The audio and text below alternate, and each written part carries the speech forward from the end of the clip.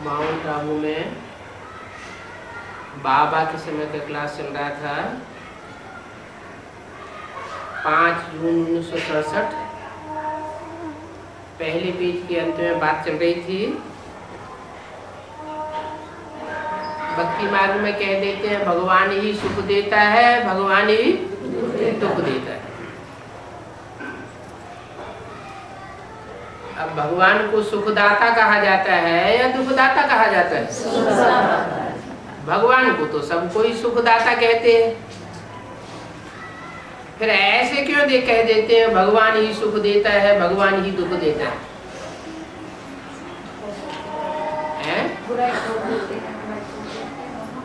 ये भक्ति मार्ग में जो कहने की बातें हैं, भक्ति मार्ग में बोलते हैं कि भगवान ही सुख देते हैं, भगवान ही दुख देते हैं।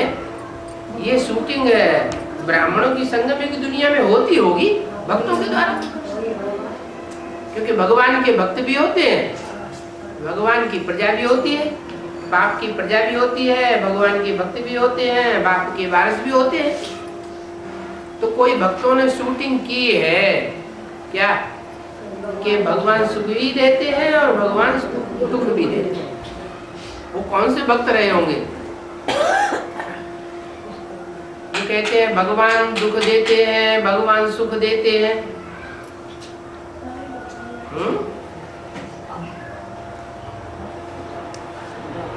जो भगवान के प्रैक्टिकल रूप को पूरा नहीं पहचान पाते,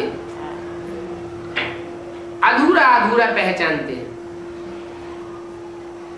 भगवान के माँ के प्यार के स्वरूप को पहचानते हैं, लेकिन बाप जो वर्षा देने वाला है उस रूप को नहीं पहचानते हैं।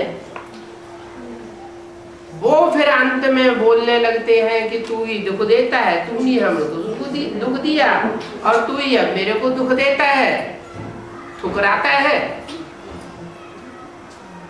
चाहे प्यार करे चाहे ठुकराए। अब भगवान की ठुकराता है क्या?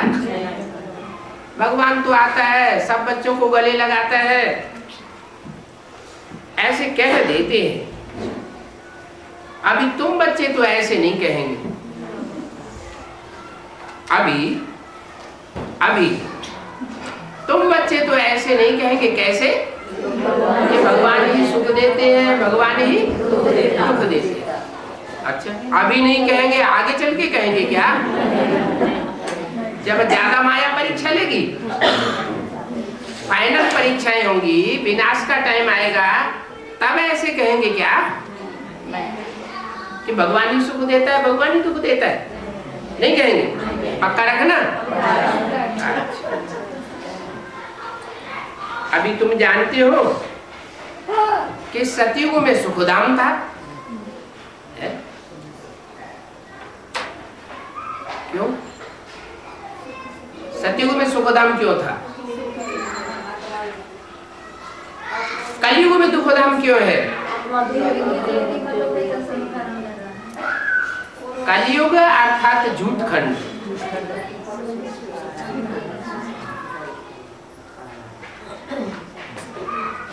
जैसे कोई उधार लेता है ना, उससे जब कोई मांगने जाता है कि हमारा उधार लिया है वापस तो दे दो, अच्छा कल दे देंगे। कल गए, अरे हमने कहा था ना कल दे देंगे, बातें बनाना शुरू। तो ये बातें बनाने वालों की झूठी दुनिया है, इसको झूठ खंड कहा जाता है। झूठ खंड में दुखधाम बन जाता है। काय के कारण बना? झूठ के कारण दुखधाम बन जाता है। सतयुग में सुखधाम था, वहां दुख का नाम निशान नहीं था। क्यों? क्योंकि सत्य ही सत्य था, असत्य का नाम निशान नहीं था। कलयुग में है दुखधाम, अभी सुख का नाम निशान नहीं। ये तो तुम जानते हो कि ऊंचे से ऊंचे भगवान है। भगवान को ऊंचे से ऊंचे क्यों कहा? भगवान की तुलना किससे कर दी? ऊंच ते ऊंच। किससे ऊंचे? की ना, किससे तुलना की? जो भी देवताएं हैं, जो भी मनुष्य मात्र हैं, जो भी गुरु हैं, जो भी धर्म पिताएं हैं, उन सब से तुलना की कि वो ऊंचे ते ऊंचे है। कौन है ऊंचे ते ऊंचे? परम पिता, सुप्रीम सोल। सुप्रीम सोल के लिए ऊंचे और नीचे की बात ही नहीं, वो तो जन्म मरण के चक्र में ही नहीं आता है। उसकी तुलना तो किसी से कर ही नहीं सकते। वो जिसमें मुकर्रर रूप से प्रवेश होकर के भगवान के रूप में संसार में प्रत्यक्ष होता है, उसकी बात है कि वो है ऊंचे ते ऊंचे भगवान। क्योंकि ऊंचे और नीचे का सवाल इस दुनिया के रहवासियों के लिए है। जो सुप्रीम सोल शिव है, वो तो इस दुनिया का रहने वाला ही नहीं है। सिर्फ आता है ज्ञान सुनाने के लिए। अब ज्ञान सुन करके जो ऊंच कर्म करते हैं वो ऊंच कहे जाते हैं, और सुन करके भी जो नीच कर्म करते हैं वो नीच कहे जाते हैं। तो ऊंच ते ऊंच वो भगवान है, और वो सब आत्माओं का भी बाप है। जो भी जन्म मरण के चक्र में आने वाली आत्माएं हैं, पार्ट बजाने वाली आत्माएं हैं, उन सब का बाप है। शरीर के बाप को तो सभी जानते हैं। जितने जितने 84 के चक्र में शरीर धारण किए, उतने उतने बाप हुए। परंतु ये किसी को पता नहीं है कि आत्माओं का बाप कौन है और कैसे इस सृष्टि पर प्रत्यक्ष होता है। आत्मा है ज्योति बिंदु, बिंदु बिंदु आत्माओं का बाप भी ज्योति बिंदु। लेकिन पता कैसे चलता है कि वो ज्योति बिंदु बाप कौन? क्योंकि बिंदु बिंदु आत्मा तो सब एक जैसी, पता कैसे चले? तो कोई मुकर्रर रथ में प्रवेश करता है तो पता चलता है ये सबका बाप है। वो बापों का बाप है, टीचर्स का टीचर है, सुप्रीम टीचर है, सब गुरुओं का गुरु है। उसका कोई गुरु नहीं, उसको पढ़ाई पढ़ाने वाला कोई टीचर नहीं, और उसको वर्षा देने वाला कोई बाप भी नहीं। उसकी आत्मा को जन्म देने वाला, आत्मा की पहचान देने वाला कोई भी बाप नहीं, साकार में कोई नहीं। इसलिए बोला कि वो सुप्रीम बाप है, सुप्रीम टीचर है, सुप्रीम गुरु है। हम सब कहते भी हैं कि हम आपस में ब्रदर्स हैं, क्योंकि आत्मा आत्मा भाई भाई है। तो जरूरी है कि सब एक बाप के बच्चे ठहरे ना। एक बाप के बच्चे तो एक परिवार हो जाता है। एक परिवार हो जाता है तो कोई एक माँ भी ठहरी, एक माँ एक बाप सब बच्चे तो एक परिवार हो गया।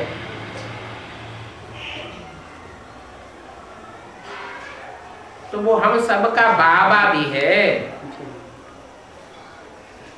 तो जरूरी है कि सब बच्चे आपस में भाई भाई। बीच में कोई कोई कह देते हैं कि वो सर्वव्यापी है। सर्वव्यापी है तो सब बाप हो गए। सब कैसे बाप होंगे? एक बाप बाकी सब बच्चे। बाप कहते हैं मैं सर्वव्यापी नहीं हूं, मैं तो एक व्यापी होकर के आता हूं। भगत लोग क्या कह देते हैं, कर देते हैं, सर्वव्यापी कर देते हैं। ये शूटिंग कहाँ हुई? कैसे कैसे ब्राह्मणों की संग में दुनिया में ये शूटिंग हुई या हो रही है? जिन्होंने भी अधूरी नॉलेज ली है, जिन्होंने बेसिक नॉलेज ली है, पूरी पढ़ाई नहीं पढ़ी है, भगवान तो बेसिक नॉलेज भी देता है, फिर ऊंची पढ़ाई भी पढ़ाता है। तो जिन्होंने पूरी पढ़ाई नहीं पढ़ी है, वो ही अधूरी पढ़ाई पढ़ने वाले जो भक्त हैं, वो ऐसे कह देते हैं कि वो सर्वव्यापी, मेरे में भी है, तेरे में भी है। वो दृष्टि से सृष्टि सुधारता है, मेरे में भी सुधारता है, तेरे में भी प्रवेश करके दृष्टि से सृष्टि सुधारता है। तुम भी दृष्टि से सृष्टि सुधार सकते हो, आओ संदली पे बैठो। हम भी दृष्टि से सृष्टि सुधार सकते हैं, आओ संदली पे बैठो।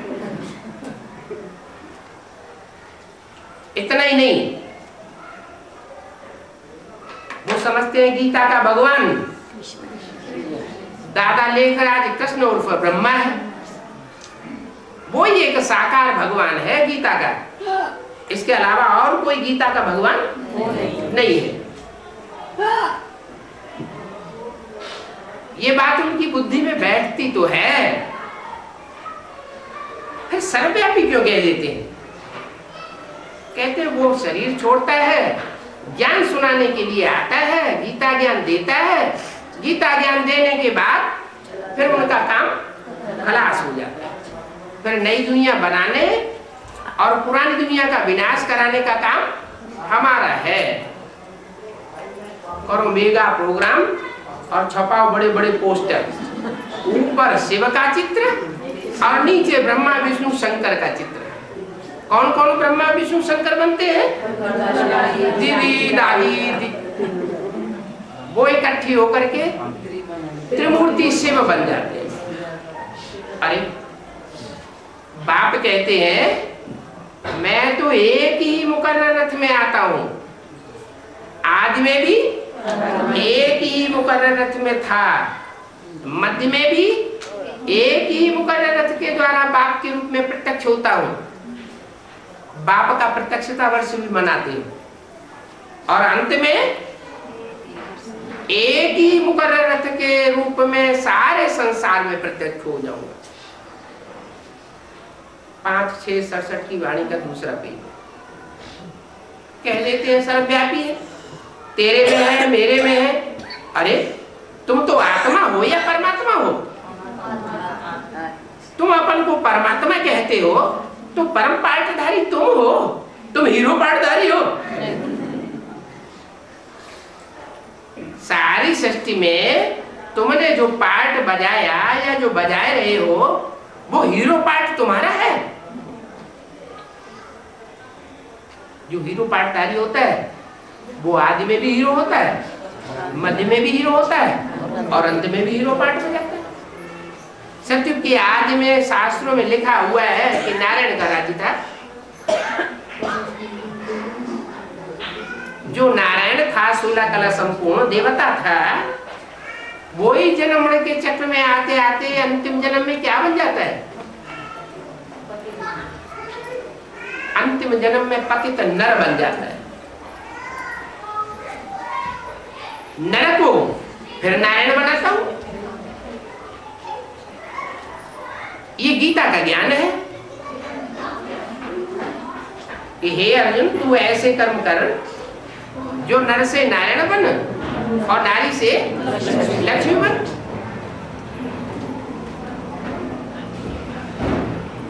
तो जो नर से नारायण बनते हैं तो पहले जन्म में हीरो पाठधारी प्रत्यक्ष हो जाते हैं, मध्य में भी हीरो पाठधारी बनकर के उन्हें पाठ बजाया होगा और अंत में भी उसी नारायण में वो सुप्रीम सोल बाप प्रवेश करते हैं और प्रवेश करके उसको हीरो बनाते हैं। तो तुम सब तो हो आत्मा, मैं हूं तुम्हारा बाप परम पिता परमात्मा। ये तुम्हारा शरीर है। फिर तीसरी चीज कैसे हो सकती है? आत्मा और ये तुम्हारा शरीर। आत्मा को परमात्मा थोड़ी कहेंगे। आत्मा जन्म मरण के चक्र में आती है। परम पिता परमात्मा जन्म मरण के चक्र में नहीं आता। अगर वो भी जन्म मरण के चक्र में आ जाए तो इस सृष्टि को उठाने वाला कोई नहीं है। पतितों को पावन बनाने वाला कोई भी नहीं। इसलिए जीव आत्मा कहा जाता है। आत्माओं को जीवित आत्मा, जीवन में रहने वाली आत्मा। जीव परमात्मा थोड़ी कहा जाता है। क्या जीवधारी परमात्मा है ऐसे थोड़ी कहते। फिर परमात्मा सर्वव्यापी भला कैसे हो सकता है? वो अगर सर्वव्यापी होता तो फिर फादर हो जावे, सभी फादर हो जावे। फादर को फादर ही से वर्षा काहे को मिलेगा? बाप से तो बच्चे को वर्षा मिलता है। अगर सभी फादर हो जाए तो फिर बाबा किनको कहें? इतनी छोटी सी बात भी कोई की बुद्धि में आती नहीं है। तो बाप कहते हैं कितने बेसमझ बन गए। हम तुमको आज से 5000 वर्ष पहले कितना समझदार बना करके गए थे। हेल्दी वेल्दी समझदार, इससे जास्ती समझदार और कोई हो ही नहीं सकता जितना तुमको समझदार बनाया था। कितना समझदार? इतना समझदार तुम बन गए थे कि आत्मा के अपने 84 जन्मों की सारी हिस्ट्री तुम्हारी बुद्धि में आ गई थी। इतना समझदार तुम और कोई जन्म में तुमको बनाता ही नहीं। मैं ही आकर के तुमको इतना समझदार बनाता हूं। तो बाप कहते हैं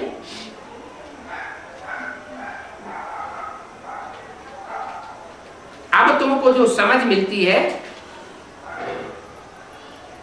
अभी संगम युग में, वो समझ फिर वहां सतयुग में नहीं रहेगी। इसलिए अभी जितनी समझ धारण करना चाहो कर लो। वहां ये थोड़ी मालूम रहता है कि हम फिर गिरेंगे। या तो हमें पता है कौन से युग में गिरना होता है, कौन से युग में चढ़ना होता है, कौन से युग में धीमी गति से गिरते हैं, कौन से युग में तेजी से गिरते हैं। अगर वहां सतयुग में ये पता हो कि हम गिरेंगे तो फिर सुख की सारी खुशी उड़ जाएगी।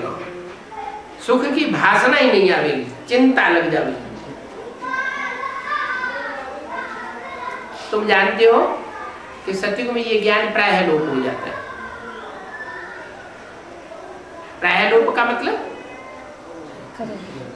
आत्मा जो है वो अपने स्वरूप में टिक जाती है। क्या? आत्मिक स्थिति की शान पक्की हो जाती है।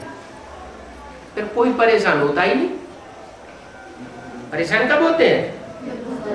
जब यहाँ आत्मिक स्थिति की शान में नहीं रहते, भूल जाते हैं तो परेशान होते हैं, दुखी होते हैं, अशांत होते हैं। और वहां तो आत्मिक स्थिति पक्की हो जाती है। कब तक के लिए? 2500 साल के लिए पक्की हो जाती है। माना 2500 साल तक कोई भी आत्मा परेशान, दुखी, अशांत नहीं होती। तो ये बात तुम्हारी बुद्धि में अभी है। तो सतयुग में ये बातें उड़ जाती हैं। ब्राह्मण या अधिकारी रहते हैं ये ज्ञान लेने के लिए। जो अभी ब्राह्मण बन रहे हैं वो अधिकारी है। ब्राह्मण नहीं बन रहे हैं। ब्राह्मण बना क्या है? जो ब्रह्मा का आचरण करे सो ब्राह्मण। ब्रह्मा के आचरण को धारण न करे तो ब्राह्मण नहीं। जो ब्रह्मा के मुख से निकले सो बात माने तो ब्राह्मण, और ब्रह्मा के मुख से निकली हुई बात न माने तो ब्रह्मा मुखवंशावली ब्राह्मण ही नहीं। तो जो ब्राह्मण होते हैं वो ही इस ज्ञान के अधिकारी होते हैं। ब्रह्मा का आचरण है पवित्र रहो और पवित्र बनाओ। ज्ञान का तंत्र भी है, योगी बनो पवित्र बनो। तो जो पवित्र नहीं रहते उनकी बुद्धि में से ये ज्ञान उड़ जाता है। प्रैक्टिकल ज्ञान है, ऐसे नहीं सिर्फ सुनने सुनाने का है। जो भी ज्ञान में चलने वाले हैं वो प्रैक्टिकल अनुभव करते हैं कि अनेक प्रकार का माया नीचे गिरा देती है तो बुद्धि में से सारा ज्ञान उड़ जाता है। नहीं तो ज्ञान बुद्धि में रहता है। बाबा भी बताते हैं शेरनी का दूध सोने के बर्तन में ठहरेगा। तो ये सोने का पात्र बुद्धि जब तक रहती है, माने पवित्र बुद्धि, सच्ची बुद्धि रहती है। सोना माने क्या? सच्चाई। तब तक ज्ञान बुद्धि में ठहरता है। और बुद्धि सोने की न रहे मिट्टी की बन जाए, मिट्टी रूपी देह अभिमान में आ जाए तो देहमान में आने से काम क्रोध लोभ मोह अहंकार 5 विकार आते हैं और आत्मा नीचे गिर जाती है।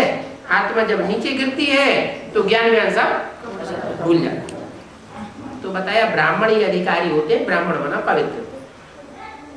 तुम्हारी बुद्धि में है कि अभी हम ब्राह्मण वर्ग के हैं, संगम युग में अभी हम बाप के बच्चे बने हैं, ब्रह्मा मुखवंशावली बने हैं, ब्रह्मा के मुख से हम भगवान का ज्ञान सुन रहे हैं। तो हम ब्रह्मा मुखवंशावली हैं, ब्राह्मण वर्ण के हैं और ब्राह्मण ही ज्ञान लेने के निमित्त बनते हैं। निमित्त माना, निमित्त माना साकार में। जो साकार में ब्राह्मण है वो ही इस ज्ञान को लेने के निमित्त बनते हैं। क्या साकार में है? अगर शरीर छूट गया, कोई दीदी दादी दादाएं हैं या ब्रह्मा है या सरस्वती है, उनका शरीर छूट गया तो वो ज्ञान लेंगे तो कोई में प्रवेश करके, आज नहीं तो कल लेंगे, लेकिन निमित्त नहीं बनेंगे। और तुम निमित्त बनते हो ये ज्ञान लेने। ज्ञान ब्राह्मणों को ही सुनाते हैं। क्या? कैसे?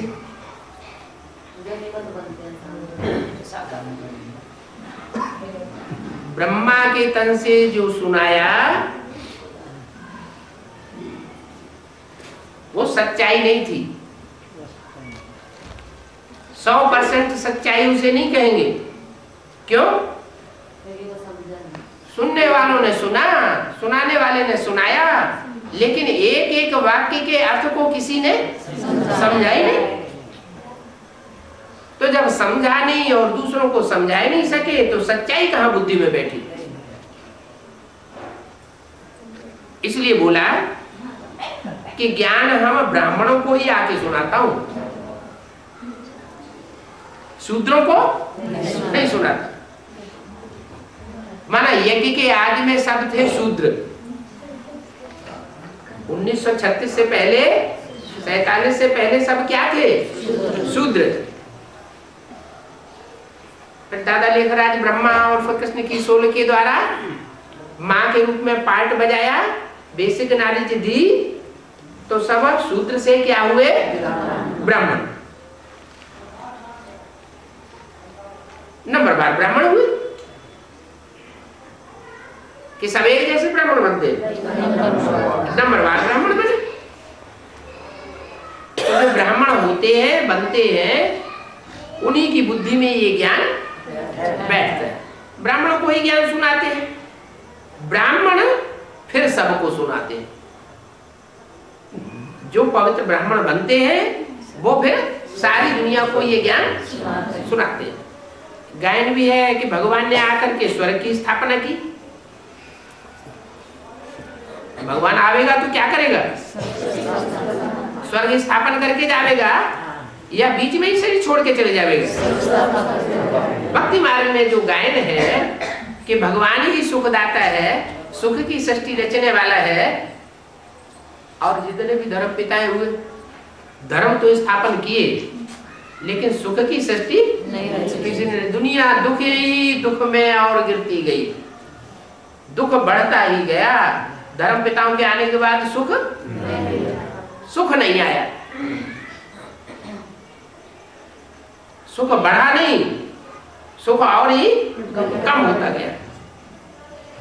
तो जो गायन है कि भगवान ही आकर के स्वर्ग रचते हैं, स्वर्ग बनाते हैं, वैकुंठ बनाते हैं, जन्नत रचते हैं, वो कहाँ का गायन है? इस संगम का गायन है। तो इससे भी साबित होता है कि ब्रह्मा के तन में आया तो, लेकिन भगवान बनकर के नहीं आया।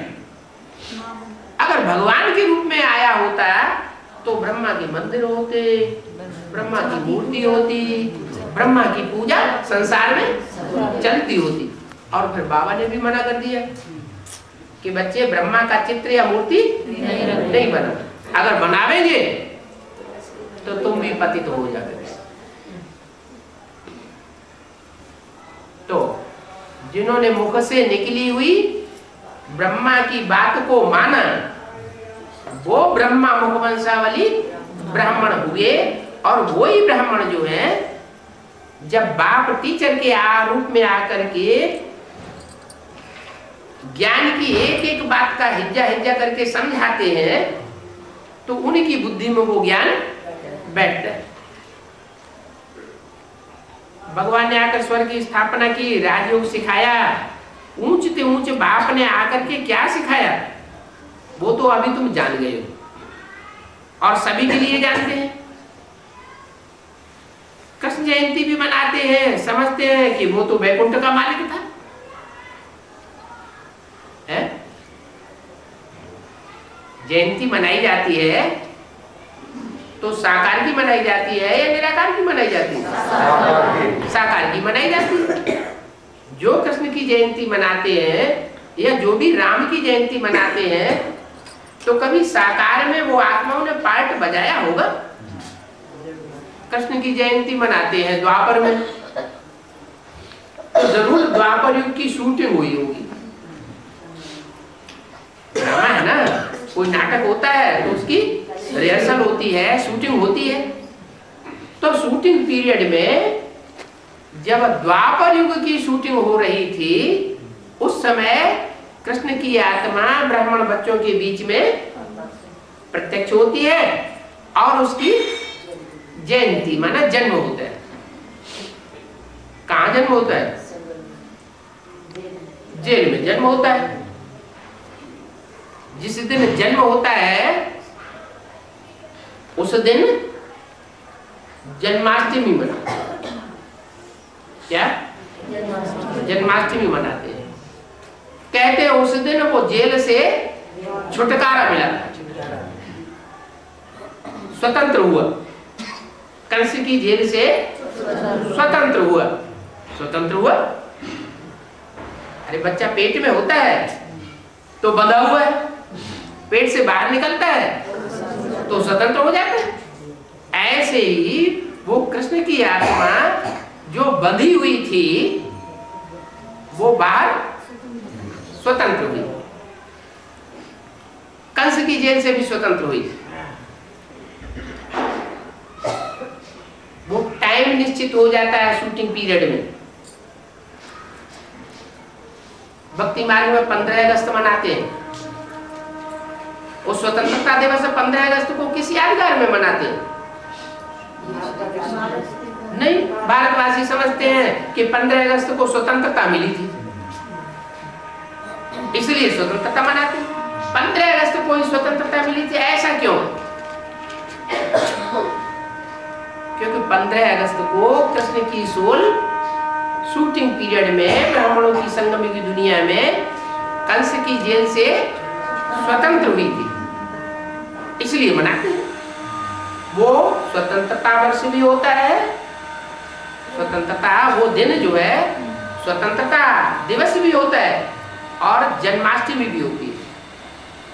वो एक ही वर्ष शूटिंग पीरियड में नुधा हुआ है, जिस दिन जन्माष्टमी भी होती है और उसी दिन स्वतंत्रता दिवस भी होता है।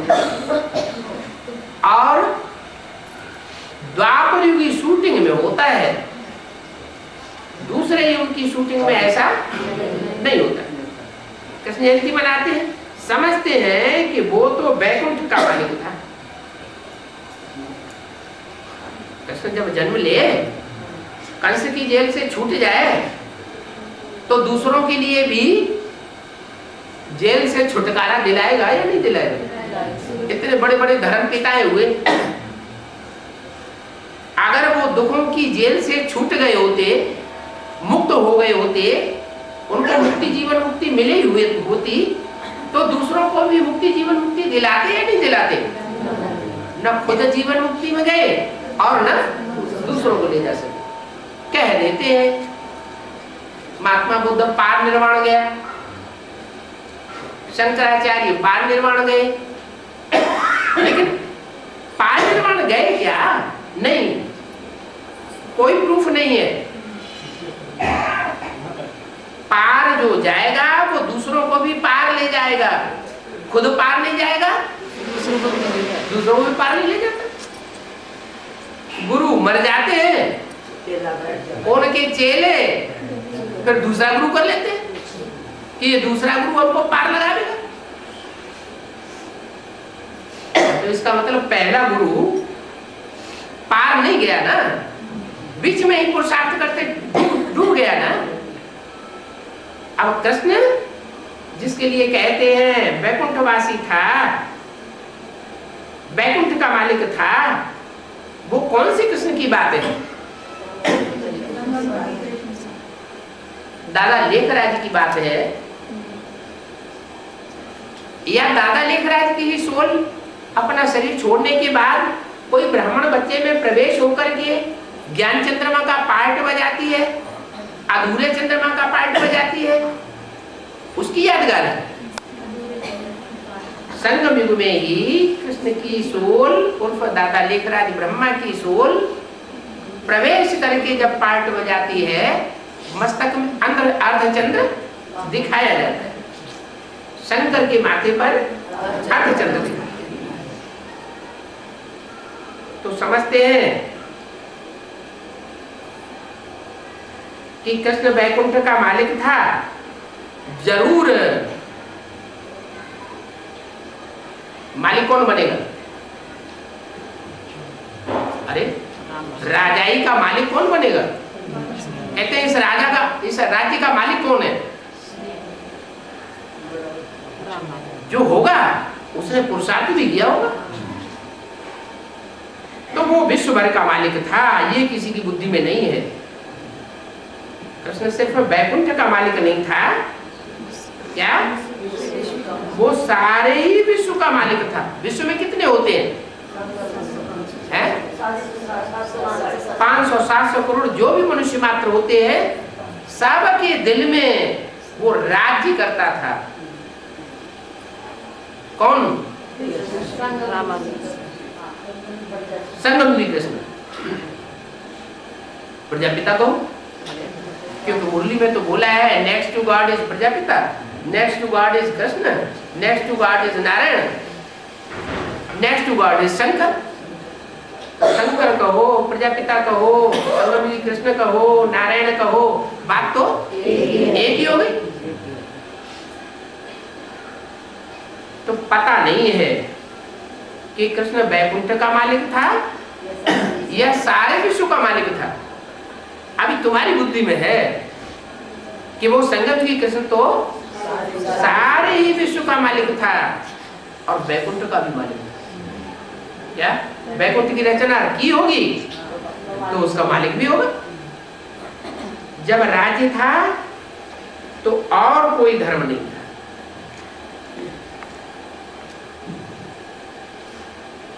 एक ही धर्म, एक ही राज्य, एक ही राजा, एक ही भाषा, एक ही मत, एक ही कुल। उनका सारे विश्व पर राज्य था। क्या? किसका? कृष्ण का सारे विश्व पर राज्य था और गंगा के किनारे था। अरे तो नई बात कह दी। अभी तक कहते थे कि जमुना के किनारे स्वर्ग बनेगा, और अभी क्या कह दिया? गंगा के किनारे। हाँ, गंगा के किनारे था। अब तुमको ये कौन समझा रहे हैं? क्या कि वो गंगा किनारे वाला था? भक्ति मार्ग वो जो सिनेमा बनाने वाले हैं उन्होंने भी ऐसे ही गीत गा दिया, चोरा गंगा किनारे वाला। फिर तो ऐसा करे कमाल कि हो जाए बंदा कल की चाल। ऐसे कैसे गीत बनाए दिए? उन गीत बनाने वालों की बुद्धि में ये कहां से आता है? सारे विश्व पर राज्य था, गंगा के किनारे था। अब तुमको ये कौन समझा रहे हैं? ये वास्तव में है भगवानवाद। क्या? भगवानवाद कि कैसे वो गंगा किनारे वाला भी था और कैसे वो यमुना के कंठे पर भी नई दुनिया की स्थापना करता है। गंगा किनारे वाला है तो सारे विश्व के ऊपर राज्य करता है, और यमुना किनारे वाला है तो वैकुंठ का राज्य। बाकी वो सब भक्ति मार्ग के शास्त्र आदि हैं, यहाँ तो खुद भगवान सुनाए रहे हैं। क्या? वो जो शास्त्र आदि सुनाए हैं, बनाए हैं, वो बनाने वालों ने, मनुष्यों ने बनाए हैं या भगवान ने बैठ बनाए? मनुष्यों ने बनाए हैं। और यहाँ तो खुद भगवान समझाते हैं, सुनाते हैं। अभी तुम समझते हो कि हम पुरुषोत्तम बन रहे हैं। क्या? पुरुषोत्तम बन रहे हैं। बनाने वाला शिव भगवान जिसके द्वारा बनाता है वो खुद भी पुरुषोत्तम बनता है। तो पुरुषोत्तम हमको पुरुषों में उत्तम बनाते हैं। डॉक्टर क्या बनाएगा? डॉक्टर बनाएगा। वकील बनाएगा। इंजीनियर बनाएगा। तो बनाने वाला भी प्रैक्टिकल में कौन होना चाहिए? देवदेव महादेव कहा जाता है। तो ये गायन है कि पुरुषोत्तम ही हमको पुरुषोत्तम बनाते हैं। सारी दुनिया घोर अंधेरे में है। गाया भी जाता है ज्ञान सूर्य प्रगटा, अज्ञान अंधेर विनाश। कितने साल बीत गए? 70 साल बीत गए। ज्ञान सूर्य प्रगटा कि नहीं? प्रगटा तो अज्ञान अंधेर विनाश हुआ कि नहीं हुआ? हुआ? नंबरवार बुद्धियों में ज्ञान सूर्य प्रकट हुआ, अज्ञान अंधेर विनाश हुआ, नंबरवार हुआ। माना नंबरवार अभी निश्चय अनिश्चय बुद्धि भी बनते रहते हैं। अगर पूरा ही प्रकट हो जाए तो कभी भी आत्मा दुखी नहीं महसूस करेगी। कभी दुखी, कभी सुखी, कभी उमंग उत्साह और कभी चेहरा लटक जाता है। माया बायलोरा डाल देती है। इससे साबित होता है अभी ज्ञान सूर्य जो है वो सन 76 में रात के 12 बजे उदय हुआ है। अभी सब कहे कि हाँ यही है, यही है, यही है। ये किसी की बुद्धि में अभी नहीं है। अभी कहते हैं हाँ ये महात्मा है, वो महात्मा परमात्मा हो सकता है, वो हो सकता है। अच्छा ये नहीं है, वो नहीं है, लेकिन अभी कौन है? ये पक्का निश्चय बुद्धि अभी नहीं बने। सारी दुनिया घोर अंधेरे में है। गाया भी जाता है ज्ञान सूर्य प्रगटा, अज्ञान अंधेर विनाश।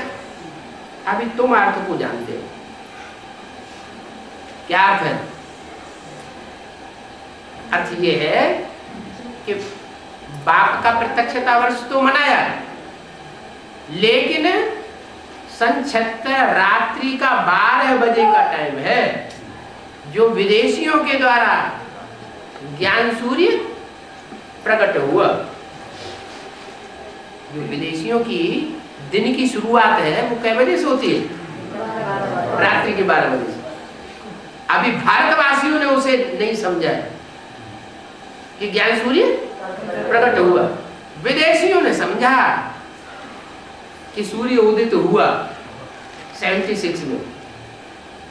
जो स्वदेशी है उनकी बुद्धि में अभी भी नहीं बैठा।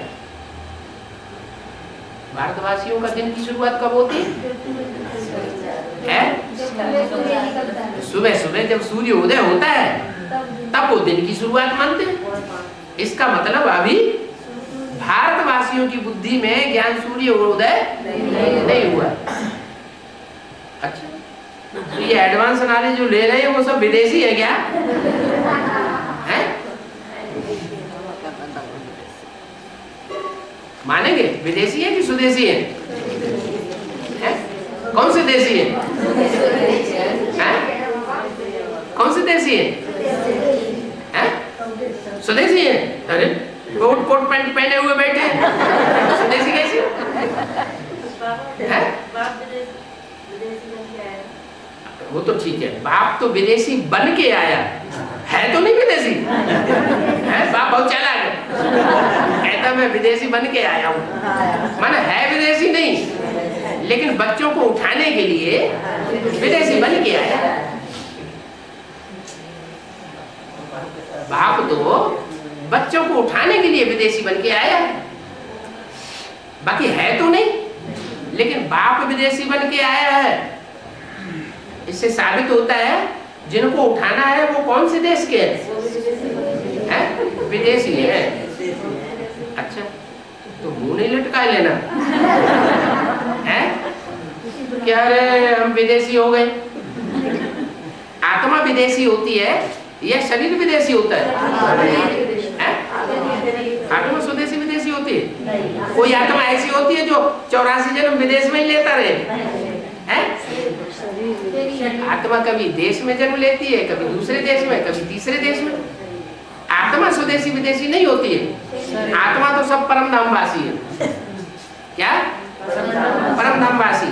आत्मा को स्वदेशी विदेशी नहीं कहेंगे। किसको कहेंगे? शरीर को कहेंगे कि अरे ये गोरा है, लंबा चौड़ा है? ये उस देश का है, कहते हैं ना। ये नाटा है, काला है, ये अफ्रीकन है, ऐसे कहते हैं ना। ये गोल मोड़े वाला है, हट्टा कट्टा है, गोरा है, ये बौद्धी है, चीन जापान तिब्बत देश का। शरीर को कहते हैं ना, तो शरीर विदेशी होता है। लेकिन यहाँ तो विदेशी शरीर वाले कोई नहीं है। कोई है विदेशी शरीर वाले? यहाँ तो ऐसे विदेशी शरीर वाले कोई नहीं है। लेकिन स्वभाव संस्कार की बात बताई कि आखिरी जन्म में आकर के विदेशियों का प्रभाव पड़ जाता है। तो विदेशियों का प्रभाव से प्रभावित हो गए, माने उनकी प्रजा बन गई। ऐसे विदेशी बच्चों को फिर बाप आकर के स्वदेशी बनाते हैं। ये बात जरूर है कि जो अच्छे अच्छे हैंड्स होते हैं वो विदेशों में भेजे जाते हैं। क्या भारत में भी आजकल ज्यादा पढ़े लिखे लोग हैं जो अच्छी अच्छी पढ़ाई पढ़ते हैं, फर्स्ट क्लास पास होते हैं, फर्स्ट क्लास एग्जाम पास करते हैं, वो कहाँ चले जाते हैं? विदेश में चले जाते हैं। तो यहाँ ऐसे ही है कि जो अच्छे अच्छे विदेशी, जो अच्छे अच्छे बच्चे थे वो सब आखिरी जन्म में आकर के विदेशी भाव स्वभाव संस्कार वाले बन जाते। उन विदेशी भाव स्वभाव संस्कार वाले बच्चों को बाप आकर के पढ़ाते हैं और जानते हैं कि ये मेरे जहीन बच्चे हैं। उनकी पढ़ाई पढ़ करके विदेश में कौन जाएंगे? जो बुद्धिमान होंगे वो जाएंगे या सब जाएंगे? जो बुद्धिमान होते हैं वो जाते हैं। तो ये मेरे विदेशी बच्चे हैं, और ये विदेशी बच्चे इतने तीव्र बुद्धि वाले हैं, बुद्धिमान बाप के ऐसे बुद्धिमान बच्चे हैं कि बात की गहराई को पकड़ करके ऊंची पढ़ाई पढ़ करके ऊंचे से ऊंचा पद पाने वाले हैं। ऊंचे से ऊंचा पद कौन सा है? नर से नारायण। ये राजयोग की पढ़ाई यही बच्चे पढ़ सकते हैं।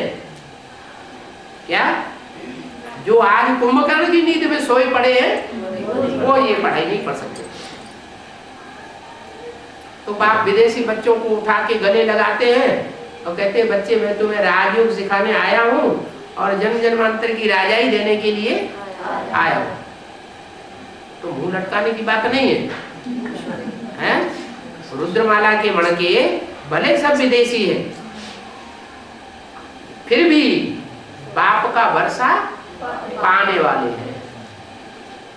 बाप का वर्षा पाने वाले हम बच्चे हैं। वो जो चंद्रवंशी निकलेंगे या चंद्रवंशी राधा निकलेंगी, वो राजा बनेंगे, अधिकारी बनेंगे या आधीन बनेंगे? बाप राजा बनाने के लिए आया है या आधीन बनाने के लिए आया है? बाबा तो कहते हैं मैं तुमको राजाओं का राजा बनाने के लिए आया हूं, मैं तुमको आधीन नहीं बनाता हूं। वो विदेशी भारत में आए, उन्होंने ऐसी पढ़ाई पढ़ाना शुरू कर दी कि सब आधीन बन गए। आजकल किसी को नौकरी मिलती है तो हमें नौकरी मिल गई, पूरा परिवार बड़ा खुश हो जाता है। क्यों खुश हो जाता है? क्योंकि मेंटलिटी बन गई है नौकरी करने की। किसी को नौकरी मिली मैंने बहुत खुश हो, ये नहीं जानते कि नौकरी माना टोकरी, कोई के अधीन रहना। बाप अधीन बनना नहीं सिखाते। क्या बता सिखाते हैं? अधिकारी बनो, आधीन न बनो। तो इतनी ऊंची पढ़ाई जो बाप हमको राजयोग से पढ़ाने आया है, उसमें हम अपने स्वमान में रहें।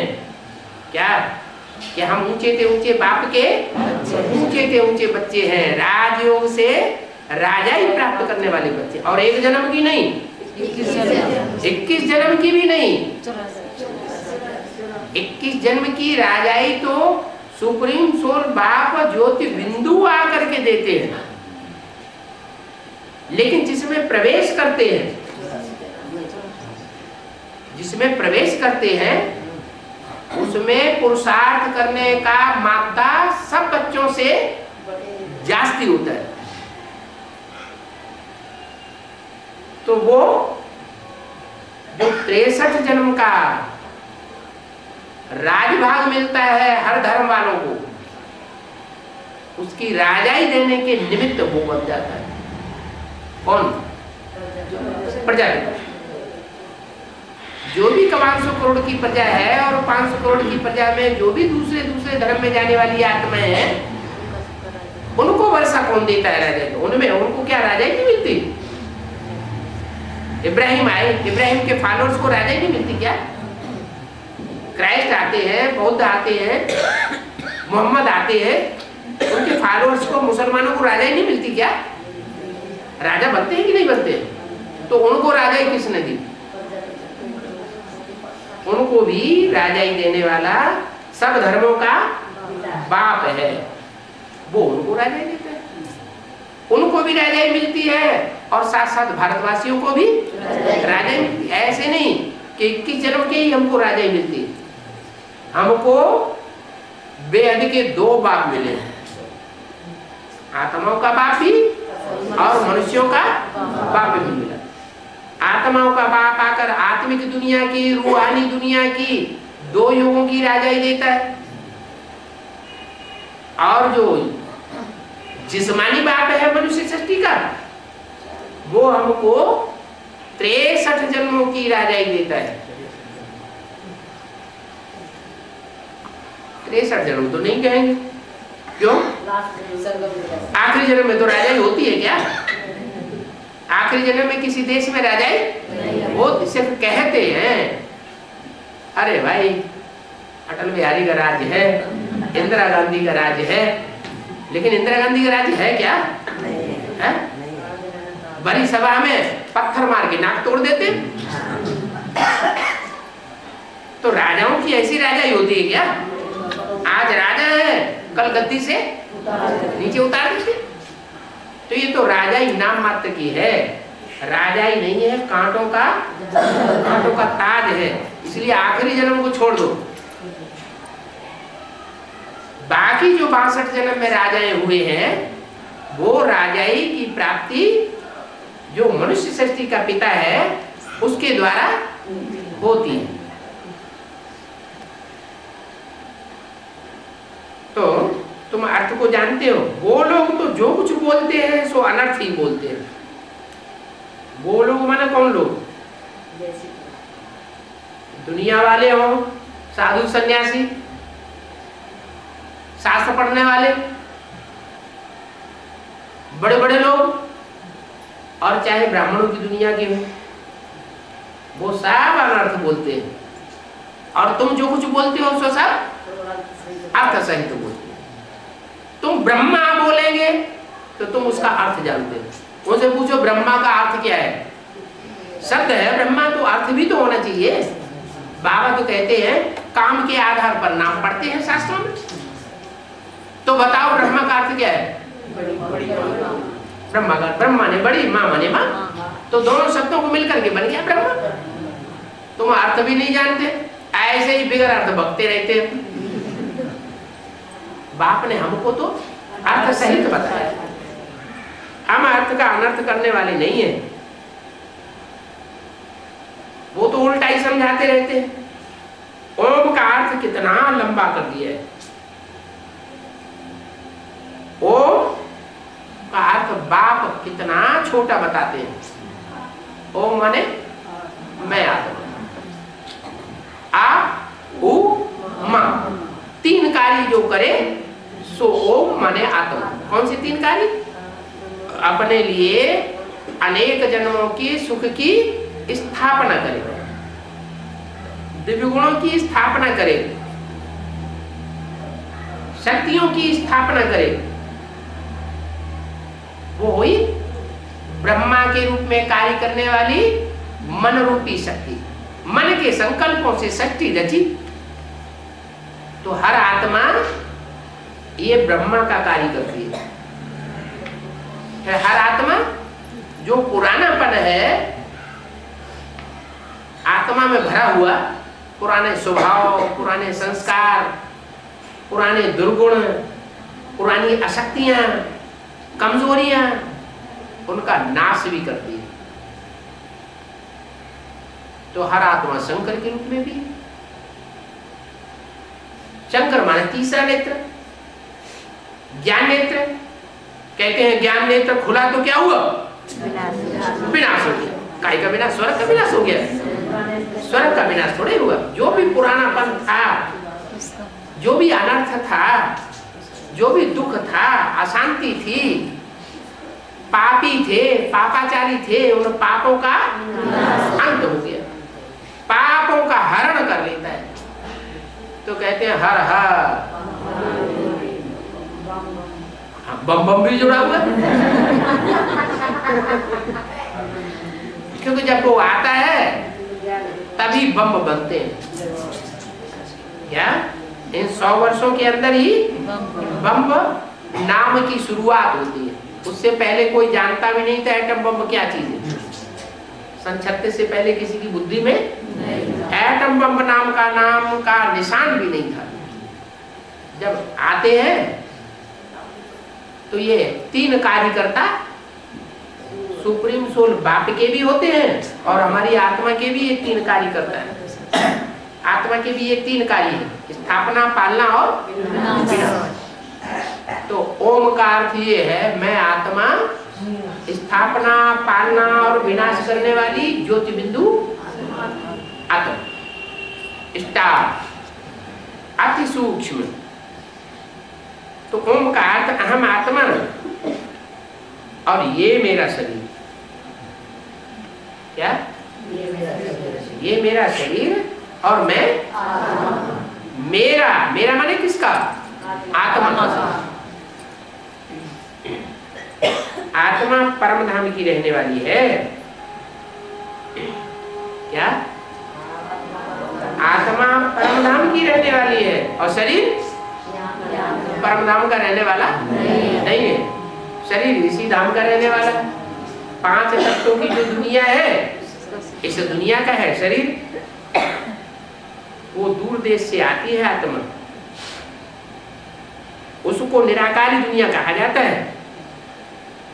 आत्मा जहां से आती है सृष्टि में उसको निराकारी दुनिया कहते हैं। तुमको ये बुद्धि में है, क्या कहा? तुमको ये बुद्धि में है कि हम कहाँ के रहने वाले हैं?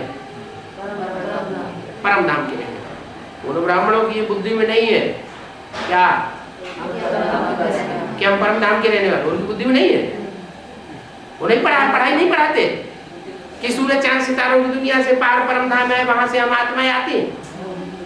वो नहीं पढ़ाते हैं? छोड़ने के बाद वो शरीर छोड़ने के बाद कहते हैं परम धाम। वो कहते हैं हम शरीर छोड़ जाएंगे तब हम परम धामवासी बनेंगे। और तुम क्या कहते हो? हम जीते जी परम धामवासी बनते हैं। तो असली अर्थ तुम्हारी बुद्धि में है कि तुम कहाँ के वासी हो और वो कहाँ के वासी हो। तो हम शांति धाम के रहने वाले में ये तुम्हारी बुद्धि हमारी बुद्धि में है। फिर हम आकर के किस जन्मों की प्रारब्ध हो गए क्या? हम परमधाम वासी बनेंगे इस शरीर के साथ, शरीर छोड़ के नहीं, शरीर के साथ हम परमधाम वासी बनेंगे। और परमधाम वासी बनने के बाद फिर कहाँ जाएंगे? फिर हम नई दुनिया में जाएंगे। अगर सर्विस अर्थ है, जैसे अभी हम सर्विस करते हैं तो अल्पकाल के लिए बुद्धि परमधामवासी बनती है कि सदाकाल के लिए बनती है? अल्पकाल के लिए बनती है। तो जाना आना होता है, जाते भी है बुद्धि योग से, फिर वापस आते हैं तो फिर इस दुनिया में हमें सेवा करनी पड़ती है। सेवा करेंगे तो सेवा का मेवा खुशी मिलती है तो हमारी अवस्था और भी निराकारी, निर्विकारी, निरहंकारी बनती है। ज्यादा ही हमारी प्रैक्टिस पक्की हो जाती। ऐसे प्रैक्टिस पक्के करते करते फिर अंत में हम सदाकाल के लिए परमधामवासी बन जाते हैं। जब संपूर्ण हमारी स्टेज हो जाती है, जितना हम चाहें उतना निराकारी स्टेज में रहें और न चाहें तो निराकारी स्टेज में न रहें। ऐसी जब हमारी स्टेज हो जाती है तो फिर हम कहाँ वापस आते हैं? इस पुरानी दुनिया में हमको भटकने के लिए आना नहीं पड़ेगा। कहाँ आवेंगे? हम रुद्रमाला के मण के भले हैं, फिर हम विजयमाला में पिरोए जाएंगे। क्या हमारे विकार उस समय निर्विकारी आत्मा बन जाएगी। निराकारी माना निर्विकारी, शरीर सहित होंगे। परमधाम से वापस लौटे तो कहाँ हम जाएंगे? इस शरीर के साथ परमधाम में जाएंगे। परमधाम से लौट करके कहाँ जाएंगे? सुखधाम में जाएंगे। फिर इस पुरानी दुनिया में नहीं आएंगे। तो शांति धाम को निराकारी दुनिया कहा जाता है। हम शांति धाम के रहने वाले हैं, फिर 21 जन्मों की प्रारब्ध होंगे। तुमको तो कितनी खुशी होनी चाहिए। क्या वो कहते हैं हम शरीर छोड़ने के बाद सुख भोगेंगे, और तुम कहते हो हम जीते जी शरीर के साथ रहते हुए ही सुख भोगेंगे। तो खुशी किसको होगी ज्यादा? हमको ज्यादा खुशी होगी। अरे मरने की कोई तो खुशी होती है क्या? तुमको तो कितनी खुशी होनी चाहिए। थैया थैया अंदर में होनी चाहिए। डांस करते हैं ना, डांस सिखाने वाले क्या करते हैं? थक थैया थैया। तो कितने खुश होते हैं। तो तुम्हारे अंदर ये थैया थैया चलनी चाहिए। वेद का बाप आया हुआ है, वो हमको पढ़ाए रहे हैं। क्या सबसे बड़ी खुशी कौन सी? कि और किसी जन्म में तो वेद का बाप आया ही नहीं, और इस जन्म में आया, और आया भी तो 500-700 करोड़ की दुनिया के बीच में किसको पढ़ाए रहा है? मुट्ठी भर हम बच्चों को पढ़ाए रहा है, और किसी को नहीं पढ़ाता। हम बच्चों को पढ़ाए रहा है। वो ज्ञान का सागर है। पढ़ाने वाला कौन है? ज्ञान की नदी नहीं है। उन ब्राह्मणों को कौन पढ़ाता है? उनको तो नदियां पढ़ाती हैं। ज्यादा ज्यादा कोई